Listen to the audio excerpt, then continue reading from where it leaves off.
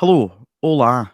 Welcome back to the Celts Are Here podcast. We're back after my little trip to Madrid, Quinny. We've been plenty of games in between that time, which we'll talk about. Celtic's domestic form has kept up. We're still got a perfect return of form since returning after the last international break. We've not been on since the victory at Livingston. Santiago Bernabeu, we'll just say that one quietly. And then back to domestic form, the 4-2 win over Dundee United, and then last night's victory at Fir Park. We'll kick off with last night because it's still fresh in the memory. We're recording this at 11 o'clock the day after the game. Just overall, Quinny, just kind of briefly, what was your whole thoughts on the game as a spectacle itself and the result? The game itself, sorry, I was just making a wee note of a stat I caught there, Declan. I'm really sorry, mate. What game was it you asked me about? Was it Real Madrid or was it last night? Motherwell. Motherwell. Sorry. I was just seeing a wee stat there. I thought I'll take a note of that before I forget it. But yeah, as a game last night, yeah, it was good to watch. As a spectacle, there was definitely a lot of conversation that comes off the back of it, for on the pitch and off the pitch, as it were. It was one of those games going into it. Like, I think, and I think in a few different ways, Celtic have been performing much better away from home domestically in terms of some of the results that we've got over the last. That was part of the little kind of note I was just making there. And, it feels like, the away fans were fantastic last night, right from kickoff. There was a nice weekend of pyro set up and everything. And these little Scottish grounds, when we fill up the away end, and really dominate the game, I think the atmosphere that creates is like, fantastic to get an away game, because the big fear in all football for away matches is, you've not got home field advantage, but we kind of go everywhere and get a bit of home field advantage, so it was kind of nice from a spectacle point of view. It was a good game. Yeah, there was certainly fireworks to the wee drum thing there with that pun there, but yeah, we certainly, it wasn't our best performance. I think the managers put that to bed and saying that, it was a bit of a grind at times being there in the stadium myself. It wasn't the most prettiest of things to watch, but those are games that win you league titles, and it might not be one to remember come May time, but as long as it's part of that book collection of victories that go towards a league championship, you're not complaining, because all it was really about last night when it was 3 points. 100%. And I was doing a live kind of watch along thing on my channel with the game, and I was saying to all the guys in the live chat, when we got till the 88th minute or whatever it was, and it was still like 1-0. I don't know, it must have been like the 80th minute or something, 85th or so. The whole match hadn't changed for Motherwell at any stage. They were, it definitely wasn't a glamorous game of football, but you were never bored watching it, and you were never like switching off thinking, we're away with this. At 1-0, it was so tentative all the way through. And Motherwell, like, they could have scored another goal, at least one more than what they did get. And it's great to come away from these games with a positive result. The actual statistic I was making a wee note of, I'll just share it now so I can just get it off my chest if you like. But in the last 5 domestic games, Celtic have scored 19 goals. And I think we all feel a little bit dissatisfied with the attack overall. But, looking at those games, 4 goals against Hearts, 3 against Livy, 4 against Dundee United, and then obviously 2 last night. We had one ruled off that was very much a crime against football. And we could have maybe had a wee bit more things go our way in some other instances, maybe got another couple, but it feels like it was a good kind of victory to get over the line, and the goal scorers in particular will rejoice for getting their goals. Yeah, they sure will. Good to get Maeda back in the score sheet. We'll come on to chat about him, and obviously it's always good to see Kyogo get a goal. You speak about, it being quite tentative throughout the game and whatnot, Quinny. Do you think there's possibly that wee bit of pressure getting put back on top of the Celtic players, just knowing obviously they were handed a 7-point advantage at the weekend with Rangers slipping up? Obviously Celtic did their business. They weren't really handed a 7-point advantage. Celtic did their business on the Saturday against Dundee United, but that lead was extended. It's quite a big margin at this part of the season, but we know that in Scotland the media like to write off league titles in October. See how that works out for you. So it's definitely not something that's going to sway the dressing room or Ange Postecoglou. There's a full focus, and there's still a lot of football to be played. Nothing's won yet. Absolutely correct. But do you think there is probably that wee bit of pressure, and it's just good that this break's maybe coming at the right time for this Celtic team? I think the break is coming at a good time for probably a lot of the defence and a good portion of the midfield. But the attack, I think, could just keep going. I think they are all very much underused at this point in time, all still chapping at the bit and all still really in the ascendancy form-wise, But O'Reilly, Hatate, we want McGregor back. All three of those guys can use this 6-week kind of break of fixtures, as well as even guys like Starfelt. Jens has played a lot. Carter Vickers is away to the World Cup, as is Juranovic. But Greg Taylor, yeah, he could do with putting his feet up for a couple of days before getting back to the training and whatever. So I think for the squad in general, it only stands to benefit us. But with forwards, especially some of the guys we've got, like they are, and we've spoken about this before, but they're quite momentum, quite form driven. Maeda is away to the World Cup, of course, but the rest of them, they'll just want to keep playing and linking up together. And like the goal that got chopped off last night, I mentioned it already, it was a crime against football, right? But that was beautiful link up play. And that's one thing that I think we distinctively get with Jota and Kyogo is like clear link up play. Like we've seen them do that across the pitch a few times, and we've seen them doing it in tight spaces. They're a very good actual kind of duet. And those guys are just now, Jota's just back from injury, Kyogo's just getting into goal scoring form again. We've got one more game and then nothing, So I think it's a bad time for them. Yeah, well, hopefully, kind of looking at these fixtures in Australia and then obviously the camp in Portugal, there was a whole hoo-ha yesterday when FIFA, and it needs to be mentioned that it's FIFA that's put this kind of block, giving teams allowed the block on players going away for international duty. This break, even though it's going to be a World Cup break, is not recognised as an official international break, meaning that it's up to the clubs to decide what happens with players. I think Ange Postecoglou and any other club manager has the right to say no. We want to keep the players here, and especially going into this tournament, Quinny, Sydney Super Cup. Obviously, we're going to play Sydney first and then Everton on the following Sunday. Ange Postecoglou, with the way he's chatting around it, I don't think he's going to be playing any kind of weekend teams going into this. He's going to want to keep that momentum. It's an extra 2 games on top of their belt, and I think the players are going to have 2 weeks off or so. They come back, they're in Portugal. 1 game already scheduled against Rennes. There might be a potential for another game. That might suit some of guys like Jota and Kyogo that you're talking about that can still continue that momentum in game time.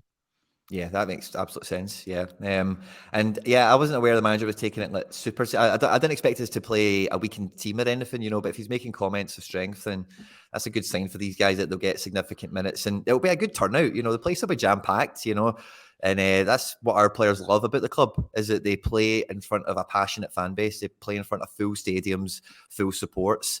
So I think that'll be a good little exercise for the ones that go at it. In terms of the whole Scotland thing, I guess that's kind of what we're kind of alluding to with it being an official, unofficial. Yeah. Well, Sweden's boss is also one that's moaning about it because he can't pick Carl Starfelt. So, well, he's not really picked Starfelt too much anyway, Yeah, so that's a wee bit. Just wants to have a moan, I think, but. But again, even with Steve Clarke, like Greg Taylor, he's behind Tierney, he's behind Robbo, he's behind Hickey, maybe even as well, perhaps. So like I don't see the grief in that, and like Callum McGregor's not even back on the bench for us yet. He's injured. Yep.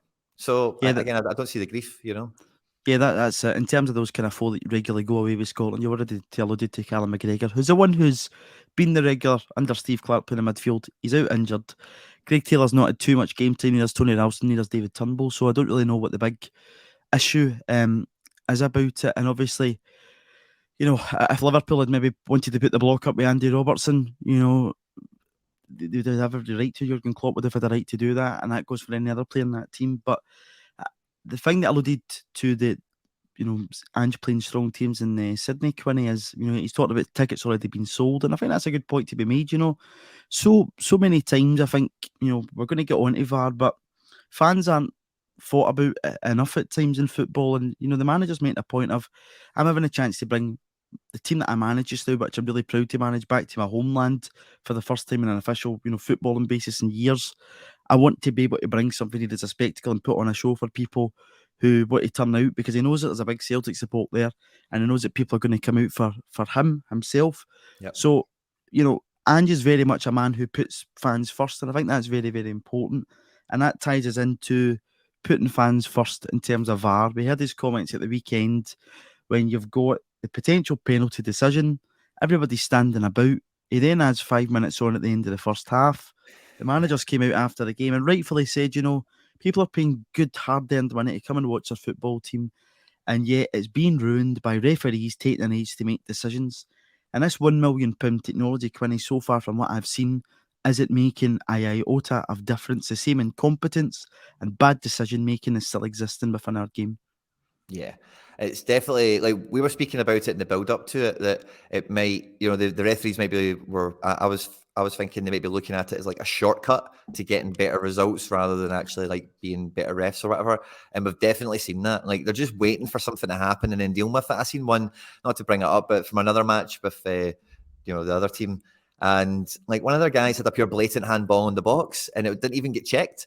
Because there wasn't a hoo-ha about it, so nobody even thought they're probably just sitting there, not even kind of watching it, checking the scores on their phone or whatever. I don't know what and they're that doing. one, that decision, I know what incident you're talking about. It alludes to the idea that if now a handball, when the ball touches a player's hand in the box is a penalty, that needs to be consistent throughout every game. Yeah. So when you see a clip, whether it's at Tynecastle, Easter Road, Fir Park, wherever at Ibrox, and you see that handball, it needs to be given as a penalty now, because Yeah. that is what has been alluded to as a rule. Because personally, I don't think Bernaby's handball at the weekend's a handball for me. It looks natural. It doesn't know too much about it. The Yeah. one last night you're talking about, I didn't think was a penalty, but under the rules, surely that's a penalty kick. Yeah, I would agree, because like you say, consistency is the thing with it, because the problem with the problem that's always happened with VAR, like across world football when it's came in, is when there's been inconsistencies on what's going to happen. The places that do it the best set the rules out very clear at the beginning. These are only, and I think they tried that. There's some nice wee graphics that went around social media and a few wee kind of infomercially type things they tried to put out there. But what we're actually seeing is it's just nonsense. It is just like re-refereeing the game and just, is this going to get us in trouble? And let's have a look at it, or let's put it on the referee now. Let's tell you to go and look at it and give you some crappy camera angle. Like the thing for Jota last night, that goal, I've still not seen another camera angle, right? I've not looked overly hard, but I really shouldn't need to, number one. And number two, I don't think I would need to look that hard to find it. I think it would be around everywhere. People would say, he was clearly offside. Look, here it is now on this angle. We've still not seen that. We've got an angle from the opposite corner flag, which I'm sure everyone listening to this has caught. And clear and obvious error is the number one thing that is meant to intervene against. And if that's the camera angle you've got, there is nothing clear or obvious about that at all. You give the benefit of the doubt to the attacker, and that is, it is wild that it's been chopped off with that as being the only evidence that's been submitted. And you described it, Quinny, perfectly as a claim against football. It was. It's a great pick out from Kyogo. The first touch is excellent and the finish is even better. It's probably goal of the season. But let's just talk about it, because this isn't even now a discussion about the actual refereeing decision. It's about the technology itself and where cameras are set up. And that camera angle that they're looking at and we're getting to look at looked closer to Celtic Park than it did to Fir Park. Because how the hell is a referee meant to take anything from that angle? I don't know. And again, it probably begs the question of the money that's now been spent in this technology. Is 6 cameras really enough to make conclusive decisions? Because you speak there, Quinny, about, clear and obvious errors. From that, that's not going to help referees at all, is it?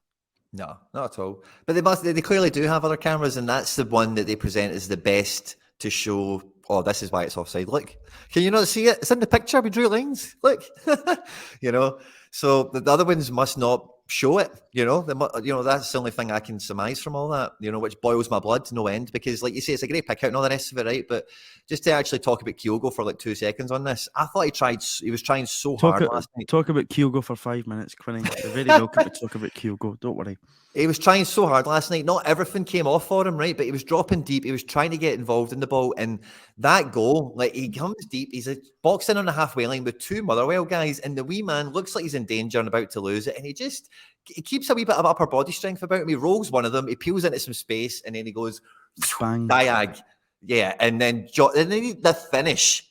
And then the finish is just fake. It's like something out of FIFA, It's proper finesse chip the goalkeeper. Like, it's fake as they come. It's a beautiful goal. And but that.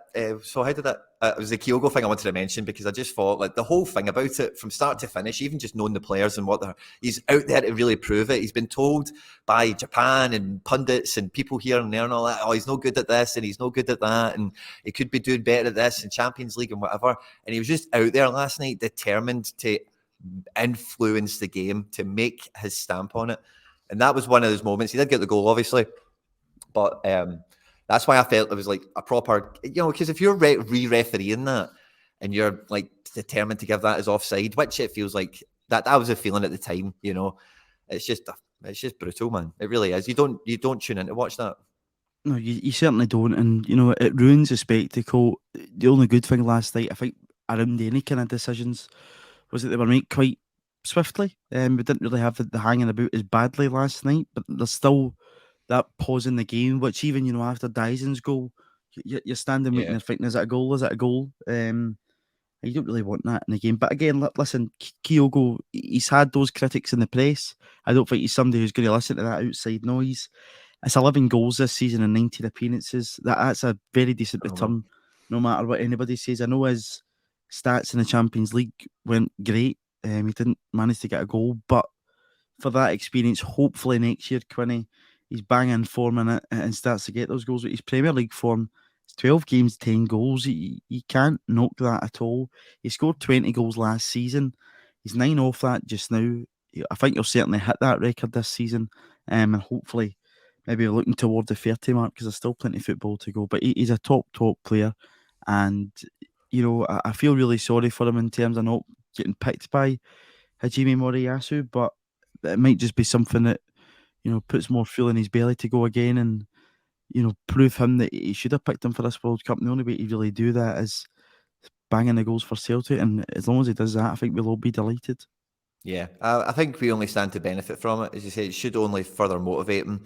And he's guy, but so, yeah, I feel really bad for him as well, and I think the Japan team's worse off for not having him 100%. But like with VAR, like what they really need to get grips with first and foremost is that when it comes to these 50-50 calls, they're not the ones that they should be intervening for. If they're going to come in on handball, like consistency, like you're saying with Bernabe and the other images we've seen across the way from some other matches, like it's the problems always come when they're having to learn on the job, which they're doing because they've brought it forward because they thought, oh, we need to bring this in now. So they're really kind of learning on the job, and if there is inconsistencies through it as well. So this break, hopefully, they've had some sort of like dry run at it. They get themselves into a couple of conference rooms, and I don't know what they're going to do to sort themselves out over the next 6 weeks. Royal Rumble. But there has to be a markable improvement, when we come back in the festive period, like we shouldn't be talking about it too much. They should be getting in world experts in to crash course them for a week and do all sorts. They should really be pushing the boat out, because they have pulled it forward, and to the experiences that have happened with it to this point are done. There's no going back in time and changing any of it. The only way to make any of that worth any value is to really take it as huge learning exercises. Why did this break down? Who didn't make the call? Who was on this game? Who should have been on that game? Whatever it is, I don't know. What camera angle used, etc. And then you've got somebody who is in terms of the referee, David Dickinson, he's at the middle of controversy in a Celtic game on Saturday, which follows by being the VAR ref on the Wednesday. And that, to me, Quinny, then speaks about, referees being involved too much in a team's game, because how often do you get a referee doing back-to-back games in teams? It doesn't happen. There's usually that changeover period. So again, that'd be something I would say there needs to be learned about. The biggest thing for me is that I think we still lack badly in Scottish football with this, is transparency on these issues. You speak about referees doing a crash course there. There's still really no document, no transparency in terms of a referee coming out with anything and explaining decisions. Whether clubs get handed a bit of paper that goes for every decision, don't think that happens unless maybe the manager requests it or not. There's a lack of transparency in the game, and I think people would love to know, why at times decisions are made. And if that becomes part of the remit, I think that would make a lot more people happier, because then you can actually, as a football fan, understand what's going through the person's mind. Human error does exist, we all know that, but with VAR, refereeing shouldn't be subjective. It should be definitive, and that's offside, that's a foul, that's a penalty. And if it's a penalty, why is it a penalty? Tell us why it's a penalty. Obviously not in match, but after the match, it's, but I think we'll put the line under VAR there because we don't want to hammer the point home too much. I think it's important not to chat about it because we're chatting about it after a victory.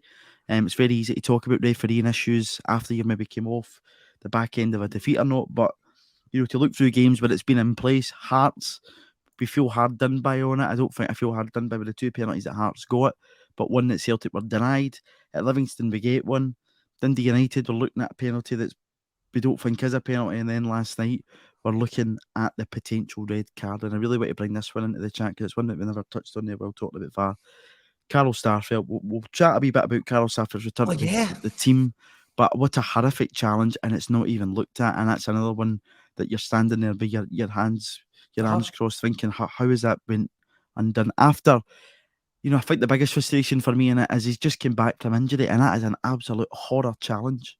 Yeah, it's a bad one. Yeah, when I was watching it, I was kind of live streaming it and stuff like that. So like sometimes the stream was a wee bit glitchy, and I don't think I caught that until this morning. I seen the still images of it, and then the wee kind of the runs of the action, and yeah, it was a bad one, man. And like again, that's the sort of thing that there must have just not been that much of a commotion about it because they didn't check it. Why did they not check it? Because they never thought to. So I think you're then putting players in the position, you're putting the management in the position of they're having to go at the fourth official, that you're forcing them to go to the referee, stop the game, go and look at that. Because what we're told is primarily with VAR worldwide is continue the play, and then when the play stops, it will be visited. But when that's not even happening, the ball goes for a throw in, the referee doesn't say, hold on a minute, don't throw that ball yet because you were just knee high on him. So let's go and look at that for a sec. Is that all clear? Aye, it is. Okay, throw the ball. Oh no, it isn't he? Yeah. Hold on, red, see you later, wee man. They're not doing that. So, but as soon as the ball goes live and then dead, the opportunity for that to be visited is gone. They cannot bring it back at that point, So that's I think that's for the position they're maybe forcing us into, is like you're forcing players to take it into their own hands. Yeah, for me it was a terrible, terrible challenge. I thought it should have been off with it, and I know one of your mates was in the receiving end of, a wrongfully bad red card that there wasn't a red card that was overturned, which kind of, for me, Quinny's been the epitome of summing the whole VAR issue up. That one that Tony Watt got and it was overturned, because I think that really says a lot about it. Yeah, Tony was quite buzzing to get overturned, but that see that one, but that was actually, I thought VAR did kind of well on. I thought VAR did bad on it, but I thought the camera angles we had and all that were good enough where like you could have refereed that correctly. I thought they had the ability there to. That was the most frustrating thing about it, is because from one angle at full speed, it looks like he just comes in and wipes him out, but when you see it from the other angle, you can see he's taking all his weight out of it and he's trying to like avoid the man.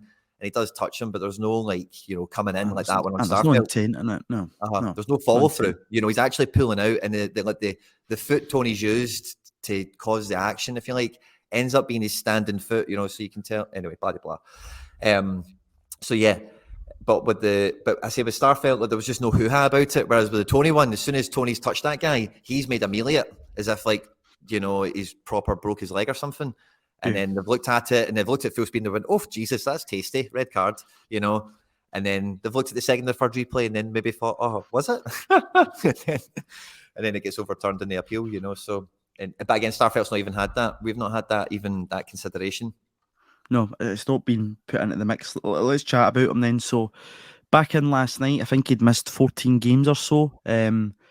Missed the pre-season after being injured on international duty for Sweden. I think late May, early June time. Missed that part. Missed it, as I say, missed the pre-season, which meant he didn't play any of the games. He came back in, I think, at Rugby Park for his first game back in the season, getting the score sheet. Yep. He repeated defeat up at Tannadice. Became a bit of a kind of goal-scoring centre half. Comes in to the Rangers game, partnering Cameron Carter-Vickers. You and I had a bit of disagreement about what we thought was going to be the pairing kind of going forward. And he comes back in, Carlos Starfelt, and then, injury again, out he goes. And that's how, until we go to the Estadio Santiago Bernabeu, not the best of games to be thrown back in the deep end to. An important 90 minutes for him to get under his belt, Quinny. We see him feature last night. It looked rusty to me last night, but I think it's important that he gets that 90 minutes under his belt. you know, the goal that we conceded at the end was poor. It was as if a big gap just kind of opened up in our defence. But I think apart from that, he looked fairly solid. And having missed so much football, it's just going to take him a wee bit of time to get back up to speed, I think. I was impressed with him defensively enough, but one thing, I did pay him a keen eye last night because I've not seen him in like 14 games, and it was good to see him start. But it did feel like he had a lot of. It gave me a wee kind of flashback to when like Giakoumakis was coming back from injury and Kyogo had been scoring, and every time Giakoumakis came off the bench, he was just so desperate to score, and it wasn't kind of happening in different spells. And it felt like with Starfelt at times last night, he was trying to play passes he was trying to play a line breaker, he was trying to get the ball, when it's him and Carter Vickers, we all know what I'm talking about. And then he's trying to play the ball forward. And he was trying to do that on his right foot quite a lot, which is fine, right? But he did give the ball away a handful of times doing that. And then I noticed throughout the game, he actually stopped doing it a bit more and started putting the onus on Carter Vickers to make those passes and movements. So I think, it depends, because I think everyone's kind of stated that's his weakness, is that carrying the ball out thing that Jens, I think, is much better at than Starfelt. But Starfelt was much better when Motherwell were a real threat in this game at all stages, in terms of like at any point they could have linked two passes together and it would have been 3-on-3 against the goalkeeper kind of thing. And I think Starfelt didn't really look out of place, didn't look overly uncomfortable in a lot of those situations. The open goal that Van Veen missed in the first 5 minutes comes from one of these Starfelt passes that he tries to fire into Hatate, and it doesn't really come off entirely. So I think, that kind of, I think he played good. I think defensively he fits perfectly, but it's just then, is Jens better at doing that than Carter Vickers is? Because that's the kind of, from what we've seen last night, what I would say the option that Starfelt puts you in. It's an interesting one because I would imagine now he possibly plays the game on Saturday against Ross County, and again he possibly plays the two games in Sydney. I thought he definitely plays one of them just due to the lack of game time he's had, because we're looking through this. I don't have it in front of me here, but kind of off the top of my head, I'm thinking, I've mentioned those two away games, Killie and Dundee United. He played that Rangers game, the game in the Bernabeu. I don't know if he featured up against Ross County in the Cup. I'm trying to think back here, but he's played very little games so far this season, Quinny, which is a concern probably for him. We're at November, we're getting into a break and he's not, but it's probably, if anyone in the squad, it's coming for the right time for him, because not having that time in the park properly in pre-season wouldn't have done him, any good. So getting a wee bit of time with the manager on the coaching field will help. And if he doesn't have that pressure of competitive matches, Sydney and Everton will be a decent test for him. I think that'll be good. And I think when we come back, the game up at Pittodrie, I think you've really got the potential to see Starfelt probably start along with Vickers up there. Yeah, I think Ange is definitely going to get him minutes. He needs to get him minutes for this stage of the season. Jens has done plenty. Welsh has probably done enough for his standing in the squad. And Carter Vickers, of course, is always going to play when fit and available. So I think, I make you right. I think Starfelt is very likely to play at the weekend and get most of the minutes that come around with these friendlies. I think you'll see all sorts of combinations at different stages with subs and whatever, even though the manager will be going to put a show on and all the rest of it. But you're not going to fly 22 guys down there and let some of them collect 5 minutes or something. There'll be at least half an hour you'd expect for everyone at some point across the two games or whatever it is, So, but I think Starfelt is probably, the manager probably favours Starfelt, maybe domestically. Because I think if he didn't get injured against Rangers, I think if he finished the Rangers game, I think he starts against Real Madrid. Yeah, I think you're right. Yep. I think that was the position he was at in the squad, and I think the manager will give him the opportunity to try and fight for that on a fair fight, on a level playing field with Jens, So I think most to come. Just in terms of that, what does that maybe then say about Moritz Shane's kind of going forward? Because we know that at this point in time, Quinny, he's our loan player from FC Lorient. We've read his quotes talking about, wanting to stay at Celtic permanently after this. Obviously, Celtic's been linked with Kobayashi in Japan, possible centre-half target. But where do you think this puts us in the grand scheme of things? Because if anything, I was reading Carter Vickers yesterday, and he's spoken about thriving playing with all different centre halves at Celtic. He's been featured by Welsh, Starfelt, and Jens at the back, but that's been due to injury. Really, you see Jens kind of come in a bit later in the window, which gives Stephen Welsh the opportunity to start the first game of the season. He scores against Aberdeen. He had to come in when Vickers dropped out with the injury too. Yates has basically come in for Starfelt, and you've seen that kind of mix happen. What happens if Starfelt comes back into this team post winter break and it's back to that partnership? Because that partnership is ultimately, a key component of what's won Celtic the league title last year. What does that then mean for game time for Moritz Yates? Because if you're looking at it, Ange doesn't like to change his two centre back pairings. We don't have European football after Christmas, so you're still going to rotate. But looking at midweek Wednesday fixtures, you're going to go Saturday to Saturday, so there's much more room in the calendar. What do you think it means for Moritz Yates and even Stephen Welsh, Starfelt coming back into this team? Because if you're bringing in Kobayashi, does that mean that Yates doesn't sign in the permanent, or does it mean that you're trying to shift Welsh out the door, or are you just sticking with 5 centre backs? I think it gives. So I think the Kobayashi signing is very interesting because he is a left footer. Now, Starfelt lets us down last night because he's playing on his right quite a lot. Jens has got quite good at playing left centre back on the right foot. He's done it quite well when he's played. So it feels like Kobayashi is like the profile. Ange's like, this is how I upgrade my defence. I need this guy. And I've not paid too much attention to the J League since, like, actually a lot of these guys came to Celtic. I was watching it before then. And then I didn't really expect us to go back again, to be honest with you, for another player. And I've not got as many kind of fantasy football entries over there anymore. But when you actually look into Kobayashi, like, the diagonal balls he can play, the left, these line breaking passes that he can play are very much in line with the patterns of play that Ange's tried to set up with the defence. So I think this Kobayashi has been brought in to become a best 11 player. I don't know over what time scale that would be over. He's only 22, so that's important to know, of course, yeah.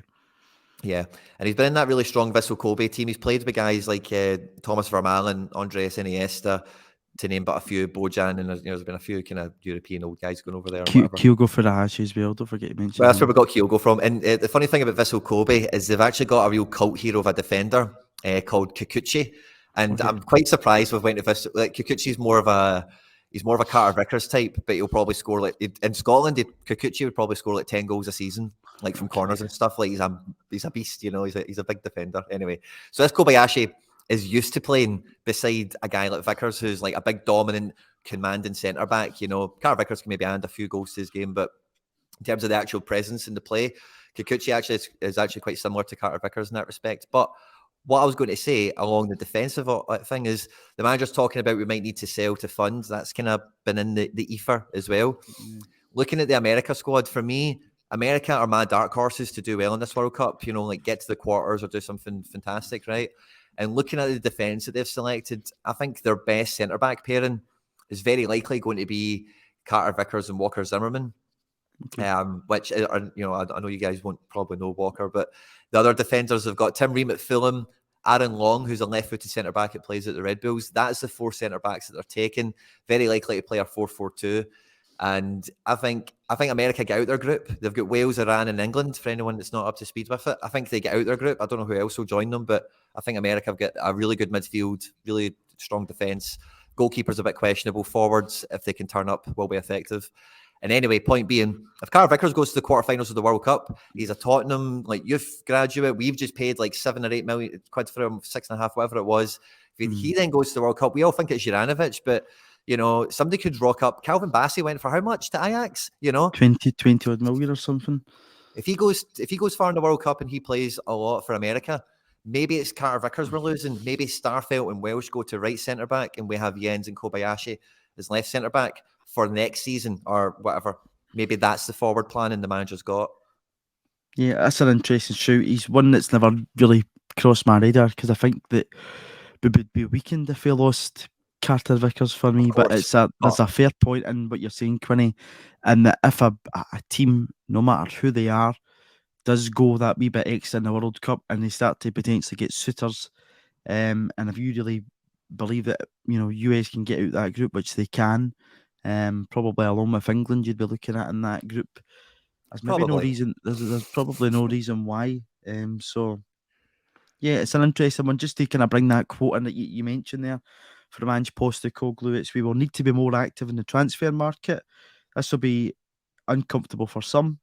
I know fans love to have their heroes, but to achieve at this level, we will need to be much more active. It's very interesting, that, Quinny. So you still believe that even if Kobayashi does come in, that Modric will probably sign in the permanent? I don't see any reason, even to carry 5, right? For as kind of crowded as that would make the squad for however long we would be carrying the 5 for, it just then makes it much easier when one will go. Because even if you sign Jens for 3.5 million or whatever the fee's been quoted, if we are paying that much money for him, I think his performances this season have been very good. And I think if we're going to keep him, we'll probably play them more. There's nothing that rules out the potential for any of these players that we are signing to be sold on. Now, Carter Vickers, like if you want to really enhance this squad, maybe the manager thinks Carter Vickers goes for a Calvin Bassey figure. You've then got a back 4. You've still got 4 centre backs then. You've still got Welsh, Starfelt, Kobayashi, Jens. And then you take 20 million of that and what do you do with it? You know? You've already got a defence, you know? But that's the big question, is what you do with it. And, in previous years, Celtic just haven't had that plan in place, that forward planning that we want. But Because it's when I hear that important. quote, see when I hear that quote that you've gave us, Yeah. I hear Carter Vickers and I hear Jota. Well, That's what I hear in that quote. I hear Josip Juranovic because I think Croatia's going to go that wee bit extra, and I think he's going to be one that at 27. I think he is Jura that kind of peak price you're probably going to get for him. Yeah, It might be I the one. agree. But listen, we don't want to sell our players. We're just No, no. we're talking. We're being realistic here in the sense that it is possible. The market changes. The manager's being honest and saying players will go. I think we already knew that. But That's why you shouldn't get too attached. Sorry, Quinn, what were you going to say? what I was going to say is where all this kind of came from, but is like we both agree that Ange actually really rates Starfelt, probably really rates Jens, Yeah. is bringing in Kobayashi, who's like his profile, and we've already said how much he loves Welsh, if you know what I And mean. he's refused to let Welsh go to Udinese and whoever else it was. So, yeah. So it's like that. This is just the state of play as we find it. And then when he says, and I get Juranovic, right, but when he says, I know the fans love some of the players, when he says something to that effect, that's the phrase that just hits Jota and Vickers to me. So I'm just thinking, I'm just seeing what I say. I'm saying what I see.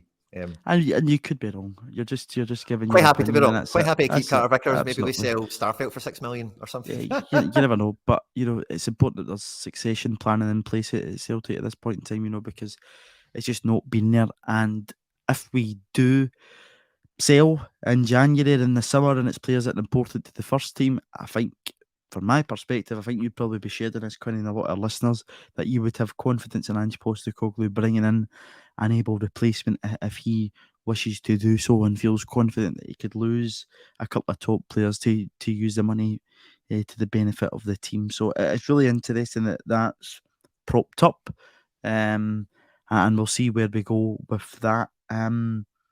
Callum McGregor's going to return to the team 20 after the break, no doubt about it. He'll be back in there. He'll be playing that pivot role, which both you and I love him playing so much. But Matt O'Reilly's not did himself any harm, I don't think, over the past few weeks. I think he's fitted in there okay. He's not been outstanding in every single game that he's played in there, but he's been an important player to the Celtic team. And last night, you see him make the goal for Kyogo, basically out of nothing. I think, at the young age that he is, at only 21, he's a top player. He's going to develop into an even better player, and his versatility in that team's been great to see. But you would imagine that when McGregor returns to the team, he'll take that step forward back into the kind of playmaker role or whatever you want to call it. Yeah, the absence of O'Reilly in that kind of forward attacking midfield position that Ange plays with, the lack of him there, it makes us think that we're missing something in the team. That when we're thinking, in mid, we need somebody a bit more of this. We're not really creating. We're going all across the defence, left to right. It's just so boring. We need somebody that will break the lines, come in the middle, take a man on. We've got that guy. His name's Matt O'Reilly, but unfortunately, he's having to do somebody else's job at the moment. And I think and again, I was listening to some other content somewhere else. I can't remember exactly which one it was that mentioned this, but Ange is on the record as saying on multiple occasions that his team's peak second half of the season, and we've seen some very deliberate minute management all the way across the squad, that's been enforced and things that he's been able to do through luxury of choice.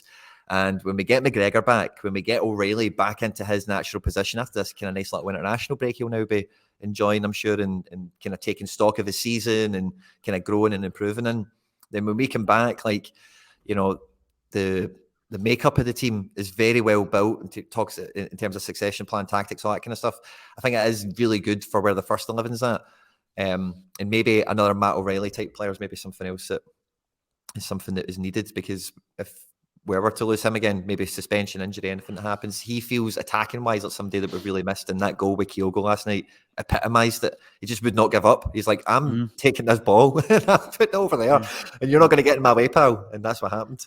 Yeah, no, absolutely. And again, he's a player who's not going to the World Cup, but with his whole profile and likely to break into that Danish side, there's potential for guys like him and everybody. I think anybody at Celtic, if crazy money comes in, Quinny, to me, if crazy money comes in for anybody, they're likely to leave the club. If the manager feels comfortable in letting that happen. But I think the important thing I would say in this is that Ange will have the final say. That if money comes in for him, I think it'll be the manager's decision. It won't be a club decision, which is also very, very important, because in years gone by, there's probably been, a take you and Tierney for one. I don't think Neil Lennon would have probably wanted to lose him, but the money was too good, and the club basically probably said to the manager, for us to give you a bigger transfer kitty to go out and sign a guy like Chris Julian at 7 million and etc.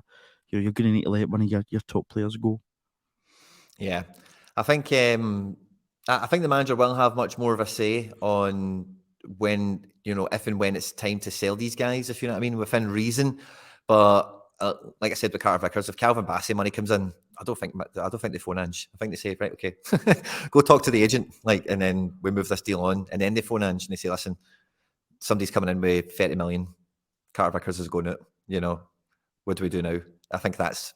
I think when it gets to that money, the board, but if it's like, I don't know, how much we paid for Vickers, 6.5 or whatever it is. Yeah, 6. Somebody comes in for 9, Ange, what do you think?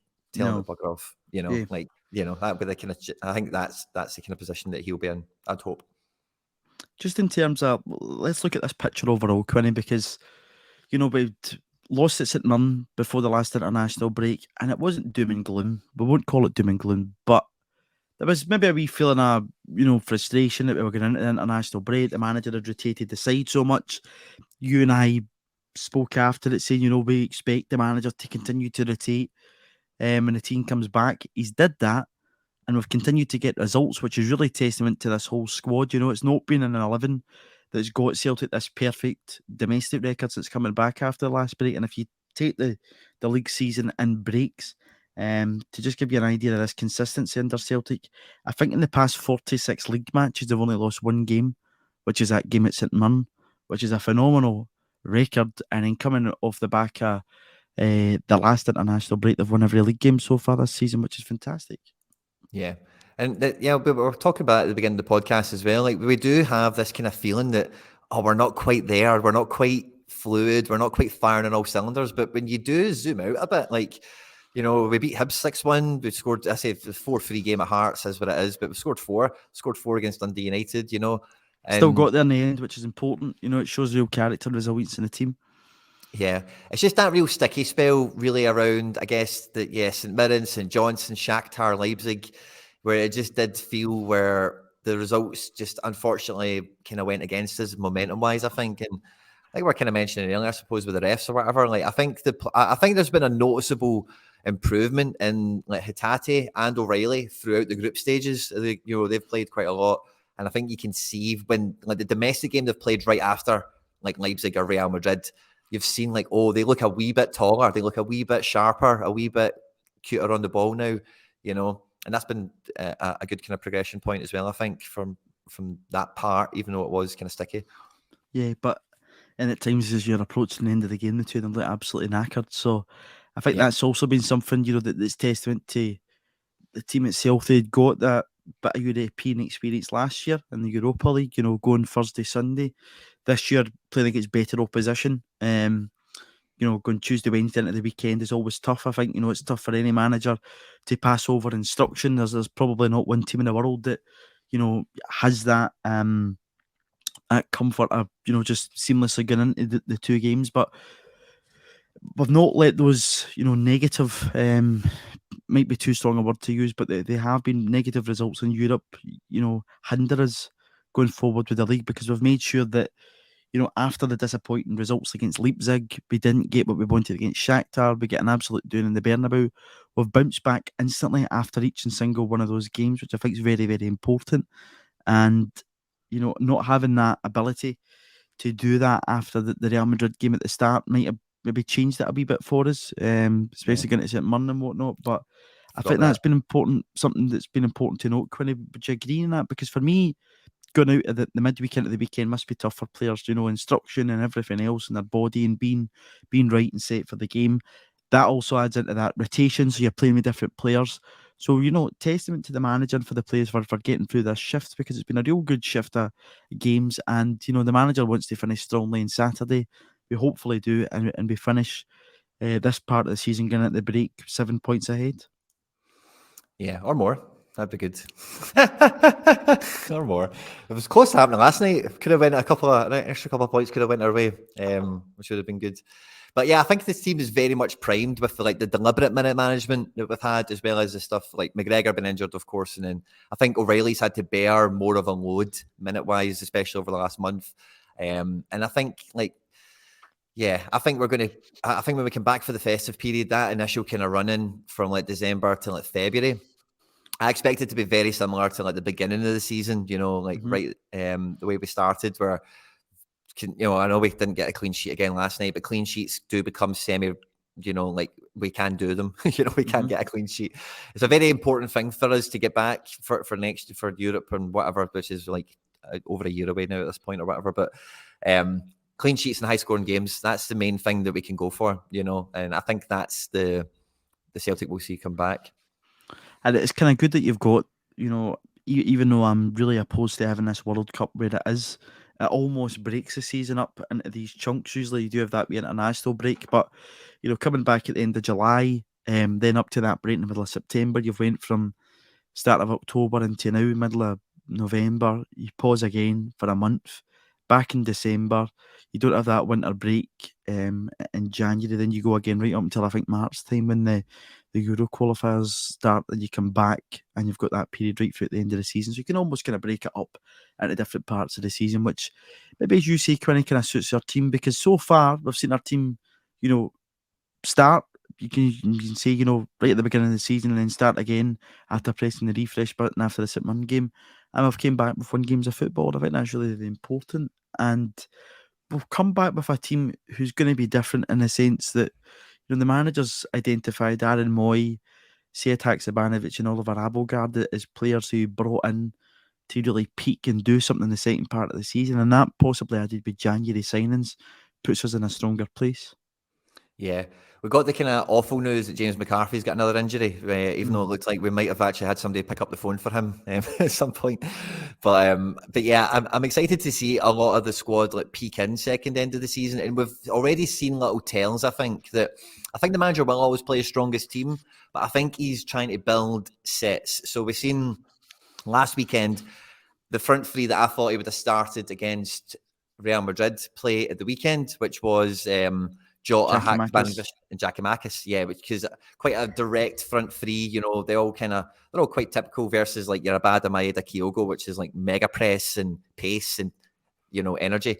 So I think that's maybe the way we're going to posture up for second half of the season, particularly with the forwards, is it's this kind of game, so we'll play these three, and it's this kind of game, so we'll play these three. Whereas now it's kind of it's just swap around Kyogo and Giakoumakis a little bit, and then the wide players, it's just about form and fitness now. But I think once everyone's on that same kind of level, I think you'll be able to tell, we're away from home, so we're going to probably play like this, or we're at home, so we'll probably play like that. And even tactically, it seems to be that the two fullbacks change on that basis too. That sometimes you have Ralston Bernabé, sometimes you have Taylor Juranovic. So I think that's a good point. As a pairs or triplets or whatever you want to talk about it, it's kind of set in the way that the team rotates and changes. So it's interesting to see that. Just to read out these comments from Ange last night, Quinny, that he was talking about, into the whole game. He said we've had a perfect league form. We've had perfect league form and a period of real fixture congestions, including Europe. There won't be many teams in Europe who have gone through that and had the results we've had. I've got no doubt that we can finish strong on Saturday. All the boys who have come through this will feel better about themselves for having come through it. Obviously, we've got a strong squad, but sometimes that makes it tough too, because you bring players in and it changes things. It's important for us as we continue to build and become a better side. The more we're resilient through difficult times, they will always come. It's never all going to be easy. That's great. And then on the game, we said it was a bit of a grind tonight. We never really got into the rhythm we wanted. Credit to Motherwell, we didn't really start well. and they complicated things. We made their game difficult for ourselves. They worked hard and disrupted us. When we were playing well, we moved the ball quickly and find simple solutions. We tried to be too cute, didn't play the obvious pass, we didn't control the game the way we wanted to. We could play better, but a big part of this team is our character.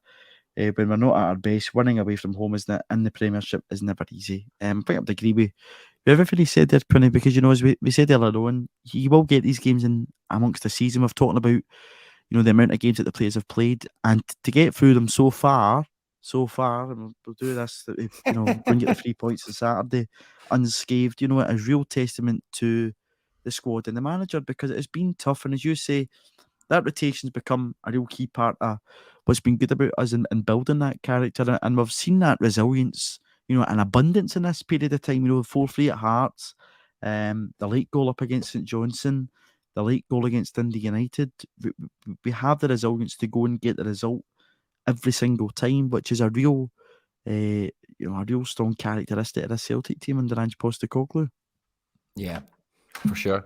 And like when it comes to it's definitely a great thing about the squad at the moment, because like even with the Motherwell game, like I was saying earlier, like even though it 1-0, they didn't lose any potency as the game went through. Their game plan kind of changed. They kind of matched us man for man. They didn't quite press us, but everyone had a man close enough to them anyway. So as much as Motherwell never really went away, we never really went away either, because, like even as we make subs, we don't necessarily get weaker. In some cases, you might even argue we're getting stronger, because, again, I was doing that live watch-along thing, and Kyogo gets the goal. He was very unlucky not to get a dream of an assist. And people are telling me Giakoumakis would be doing better today than Kyogo, as this is happening. And fair play, there's a point. Maybe he might have, but I thought Kyogo played great and all the rest of it. But when we make these subs, there's not a consensus that that's a weakening sub. We're still actually maybe even getting better. So, and that's a part of Celtic that I'm 34. I had to check the calendar there. Sorry, I don't there's been real no time in Mackin 11 memory where the whole squad has been as deep as that, like top to bottom. It's not just like, we've got another great striker on the bench that we can bring off the Magic Man, but everywhere there's two players everywhere at least. It's brilliant. Yeah, no, absolutely. And one of those players coming on, making an impact last night, who, I don't think gets the credit it deserves. Me and you have been two people who've been very balanced in Maeda, but we've championed him a lot of times in this podcast. Comes on last night. We know he likes to stretch the game. When a game's, like that, and Quinny, you touched on how tight the Motherwell players were marking Celtic players. There wasn't a lot of space. Celtic a lot of the times was going far too direct through the middle, and it just wasn't happening. It was congested. But you bring on a player like Maeda in a game like this, it suits him. He seems to like a goal against Motherwell. That's umpteen times he's scored now at Fir Park. And it's a great first touch and it's a great finish. Brilliant pick out from David Turnbull too. Yeah. Well, that's the kind of goal I envisaged him scoring maybe about 6 or 7 of at least this season. It's just raw tenacity, raw pace. We find a smart run with a smart pass. He's 1-on-1 with the keeper. He can finish those chances often enough, And it was a real, like, when we were waiting for the VAR to kick in, it was really good seeing, he was like giving a wee nod to Turnbull because they both come off the bench, obviously. And he's like, cheers, mate. Good pass and that, and it made me feel good. I'm like, but I'm happy for the wee man. I'm happy for wee Dyson. Because he's going to the World Cup and everyone's made a mad villain out of him a bit as well. Like, how can Maeda get in the World Cup squad and not Kyogo? And he maybe feel, Maeda, like, I do feel bad for him, man. I think he's good. I think he's good. I think he's a good player. And again, he feeds into the chat that we had about Celtic coming back, second part of the season, stronger than possibly how we kicked off the season. As I alluded to, those three players, I think, are going to be very different in the second part than they will in the first part. We've obviously missed Carl Starfelt for a lot of that time. We've had Callum McGregor out in recent weeks. Daizen Maeda, Rio Hatate too, Quinny. We saw the best of them, arguably in a Celtic jersey. Although Hatate continued to develop, you saw his quality at times. I keep thinking back to that video of the pass in the Champions League against Real Madrid, which I don't think is going to escape my mind for a long time. The big diagonal that he plays. But Hatate and Daizen Maeda came in last January and they excelled in the second part of the season for Celtic, having played a full season in the J League for both their sides. And maybe they're just guys, I think I've said in here before, that just take that wee bit of time to get up to speed. And when they hit the point where everything's came together, they're bang on it. And those two players, going forward towards the end running, Rio Hitate's already a really, really important player for Celtic, but you might see his game go up a level. And Daisa Maeda is potentially one who could do that too. Do you think there's possibly something in that from what you've seen of Dyson last season and maybe this, that he maybe he's just a slow burner? It takes him a while to get started. I think, but again, we've kind of spoken about. I think really with Maeda, he needs to be playing all the time to get into a rhythm and to get into an ascendancy of form. I don't think he's a guy you can bring out the colds after 3 games not featuring and start him and expect him to be his best. I think he's a guy who needs reps, needs regular kind of minutes. But with Hatate, I think probably the most frustrating thing that divides fans on Hatate is very often across 90 minutes, he's in first gear, quite often. And then there'll be little bursts of pace where, he'll link up a pass or two, he'll maybe move past a man and he goes from first gear to fifth gear rapid. And then you're like, oh, here he comes. And then he's trying to play a pass or take a shot or something interesting. And I think for the Tate second half of the season, I want to see the hand, to maybe go between driving analogies, to take the handbrake off, and play more of the game in third and fourth gear, because it does feel like through lots of the game, he's managing himself way too much and he's just been very passive and, conservative on the ball and not doing much. Whereas his abilities and his talents and his strengths that we've all seen in glimpses this season and demonstrated last year, like you've mentioned, is in the final third of the pitch. It's taking men out of the game. It's playing good passes. It's breaking the lines, So I think for him, it's just he's got to try to do that stuff more. Because when he tries it most of the time, it's 50-50 success rate probably for him. But that's only going to improve with reps again, I suppose. Yeah. It frustrates me a lot, Daisy, when he, drifts away into the middle, which is something that James Forrest is very, very good at. But it frustrates me, Quinny, because to me that's his best last night, when he stretches a game, takes the defender out it and just uses that raw pace. Yeah. And, a lot of people had discredited his finishing ability, but, we keep going back to it. This guy was top goal scorer in the J League after Kyogo left. So he can certainly put the ball in the back of the net. Maybe he's just not did it as often as we'd like him to do at Celtic, but he certainly got it in his bag. And long may that continue. Just kind of briefly before we wrap up here, going into Saturday, and before we wrap up, thanks to everybody who continually listens. We hit 3,000 subscribers on YouTube, which is a great wee landmark to get to. We're a bit late. Aye, well, I'm just about to try and push for a double treble in a minute. So let me get to that point. But yeah, but a bit late to the YouTube game. But we're kicking on with it. You have both myself and Quinny on every week with the pod, which is growing, and thanks to everybody that continues to listen to it. And we've also got other B snippets up there for match days and whatnot. So if you haven't already, please do subscribe to the channel.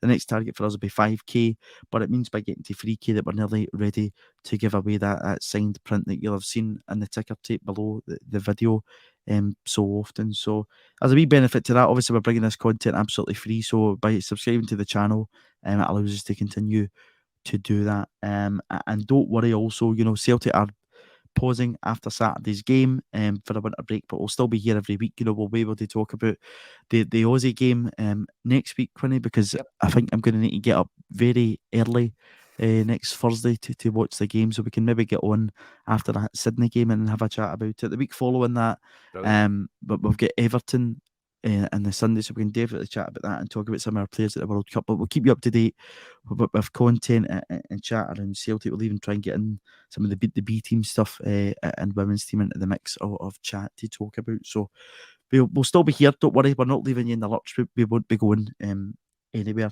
Quinny, going into Saturday's game, once again, I'd imagine he'll make changes. Many do you think? Four or five again going into the game at Celtic Park? I think there's a really decent chance that he plays the same.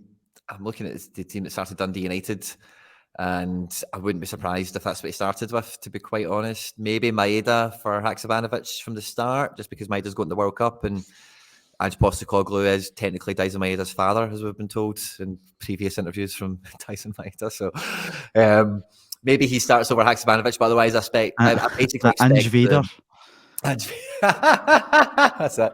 Maybe with the exception of Jens as well, I do think Starfelt starts. So the Dundee United team, but probably Maeda and Starfelt over Jens and Haksabanovic. Yeah, I think there's real potential for to Dyson to get a start after getting that goal last night at Fir Park. I think, as I say, I think Starfelt might continue that place in there. Aaron Moy maybe might drop out. It's obviously the last game before the World Cup. We know he's going to be with Australia, so maybe potential for Aksabanovic maybe to be thrown into that midfield possibly. Ooh, yeah. I think there's a possibility of maybe doing that, and then I think Jota will want to continue getting some game time. So, yep, one that will be interesting to see. But hopefully this time next week we're talking about Celtic having that perfect league record right up until the final match of the second part, if you will, of the season. But as I say, we'll be here covering everything Celtic in the next few weeks. So please continue to listen, like the videos, subscribe to the channel, do all the usual housekeeping. Quinny, as always, thanks for joining me on the Celtics Are Here podcast. Pleasure. Hail, hail.